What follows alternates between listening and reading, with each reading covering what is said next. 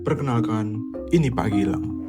Beliau merupakan prinsipal arsitek dari studio Inklusi Design, sekaligus dosen kami. Pada video kali ini, kami akan mengobrol dan tanya-tanya seputar arsitektur langsung bersama Pak Gilang.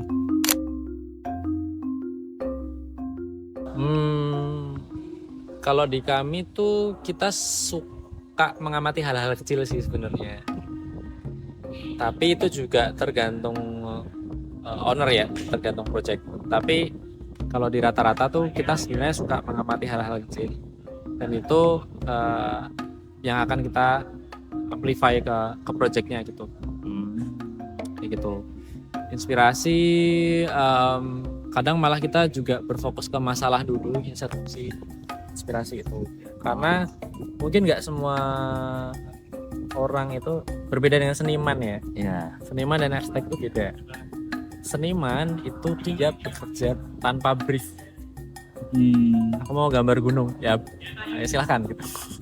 Aku mau gambar ini styleku kayak gini, silahkan. Nah tapi arsitek itu beda. In real kita tuh bekerja based on brief dari klien. Dari situ baru kita akan mencari jawabannya. Jadi yang diperlukan oleh owner itu sebenarnya jawabannya. Dan jawaban dari setiap project itu macam-macam. Ada yang berupa teknis karena dia emang pengen secara teknis benar. Ada yang berupa layoutnya benar. Ada yang berupa cerita, narasi. Oh, aku terinspirasi dari melihat pohon ini, Pak, sehingga aku mendesain seperti ini. Kayak gitu. Mungkin sekitar 80% ya. Itu tuh penting. Karena pas kalian nanti kerja atau pas kalian nanti project, kadang-kadang tuh itu malah kelupaan. Gitu. Even untuk cuman ngelihat angin aja, itu biasanya kita lupa fokus ke permasalahan yang diceritakan oleh owner. Nah, tapak ini menurutku adalah salah satu permasalahan yang nggak terlalu diceritakan oleh owner secara utuh. Karena dia juga nggak tahu. Kadang kita bikin satu proposal aja ngomongin angin gitu ya, itu mereka udah seneng banget gitu. Wah ternyata dilihat ya mas anginnya. Kayak gitu. Padahal di sini kan kalian ditanya macam-macam kan. Angin lah apalah. Padahal pas nanti dari konteks di project asli, kalian ngomongin soal simbol angin aja atau cahaya matahari aja, itu udah sangat strong point. Apalagi kalian bisa nambahin yang lain kayak, oh di sini kamarnya kalau ada di sini, arahnya ke sini, nanti ada pohon tetangga nih yang udah gede. Betul. Ini cakep banget kalau mau ada ke sini. Nah mereka akan senang banget. Jadi is an extra value sih menurutku untuk iklim arsitek muda gitu misalnya ya.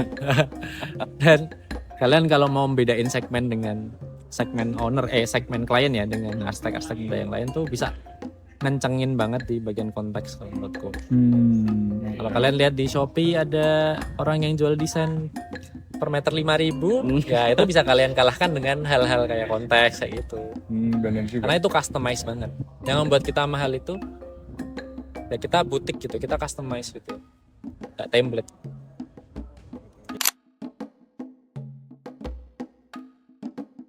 Nah konsepnya sebenarnya kita akhir-akhir ini menamain dia dengan limbo space. Karena dia tuh punya sebuah ruangan namanya ruang limbo. Kalau kalian tahu limbo itu apa? Tahu nggak limbo? Taunya nama game sih. Mungkin kayak void gitu. Ya, limbo itu kayak void nggak berujung. Iya. Ruangan yang bikin pusing kalau masuk. Karena kita nggak tahu ujungnya di mana. Nah itu berasal dari satu ruang studio yang dia tuh nggak ada edge-nya. Jadi semuanya dilengkungin gitu. Dan warnanya putih semua. Awalnya aku ngira akan biasa aja pas ngedesain. Pas masuk beneran, pusing beneran. Karena yang bener-bener aku di mana gitu nggak tahu. Itu menurutku cerita yang cukup unik lah gitu. Ternyata ada ruangan kayak gini ya. Sehingga cukup menginspirasi juga dari hal-hal kecil tadi. Jadi kita coba extend.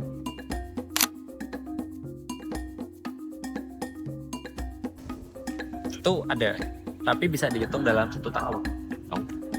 Misal kalau dalam 1 tahun kita punya 20 project, paling yang kayak gitu tadi 2 atau 3. Dan itu udah menurut inklusi saat ini udah cukup banget untuk kalian bisa bertahan di industri. Untuk menunjukkan kapabilitas kalian dan eksistensi kalian. Misalnya kalian tahu kayak proyek yang 2 sekat, proyek yang kayak Rubik atau yang aku cerita di Jogja tadi. Itu udah cukup untuk pancing leads namanya. Leads itu orang yang tertarik dengan kita, terus kontak kita. Simbol itu tuh leads untuk dia jadi calon klien. Kayak gitu. Jadi ya porsinya cuman 20% tuh udah bagus banget. 10% tuh udah oke lah. Tapi jangan sampai nggak ada sama sekali. Makanya di setiap project itu kita harus fight juga. Jiwa senimannya harus ada juga. Jadi aku pernah ada cerita, ada calon kayaknya hampir mau jadi klien inklusi sekarang. Kita nanya, pernah nggak pakai arsitek? Pernah. Dulu kita pakai ini gitu. Tapi kita karena beliau udah nggak bisa, diarahkan ke sini. Kita nanya, ada pain point-nya nggak? Pain point itu kayak dia tuh punya kegelisahan apa kemarin pas sama arsitek sebelumnya. Dia tuh cerita, arsitekku kemarin tuh ngeiyain semua yang aku inginkan, Mas. Bingung nggak kalian? Udah diiyain tapi malah jadi pain point gitu. Dia tuh mau di fight gitu. Maksudnya ya jangan semuanya diiyain, Mas, karena kan aku butuh insight dari Mas juga. Ya, kalau emang jelek ya jangan diiyain gitu. Tapi kadang itu sadarnya setelah proyeknya selesai. Ya sih, kalau pas di proyeknya ya dia tetap akan coba kekeh dengan itu. Makanya kita perlu main psikologi juga kadang-kadang. Kita dengan nanya tadi, kalau kita tanya ke orang, itu dia lebih terbuka, terus lebih ada rasa, oh dia tahu berarti apa yang aku inginkan, karena dia udah nanya kayak gitu. Ngasih masukannya juga pelan-pelan, bisa langsung kayak dosen pas di studio gitu misalnya, nggak bisa jelek Mas gitu, nggak bisa. Ownernya, Mas kamarnya di sini aja ya kayaknya lebih oke gitu. Sekalian, wah jelek Mas, jangan. Wah jangan. Jadi poin-poin baru itu. Harus kayak, oh sebenarnya bagus Pak di sini, ini bisa dapat ini. Tapi saya punya usulan yang lebih bagus. Kayak gini, ini disambungkan dengan ini. Iya. Itulah yang belum dipelajari mungkin di studio. Harus praktek kan, Pak? Harus praktek.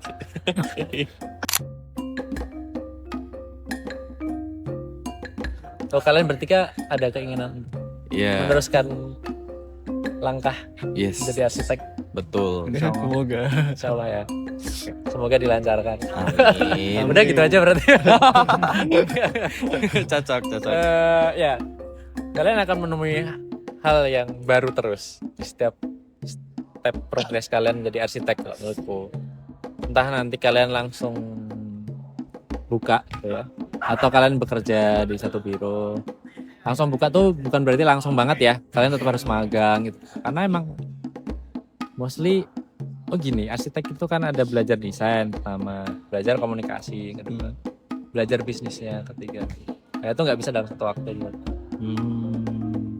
Sesuai kalian perlu magang dulu. Kalau magang tuh berarti kalian belajar ke komunikasi dan belajar desain. Once kalian udah jadi senior arsitek gitu, atau kalian wes aku nyemplung langsung bikin, kalian akan belajar bisnisnya. Kemudian kalian bisa tetap makan tapi ngedesain gitu, mendesain dengan kenyang lah bahasanya. Jangan sampai mendesain tuh lapar atau capek gitu. Arsitek itu tetap harus olahraga, harus sosial ya gitu. Jadi fokuslah belajar sesuatu dulu satu-satu, biar nggak overwhelmed dan nggak merasa ini semua susah. Jadi dan harus bekerja keras sih, walaupun dalam setiap tingkatan aja.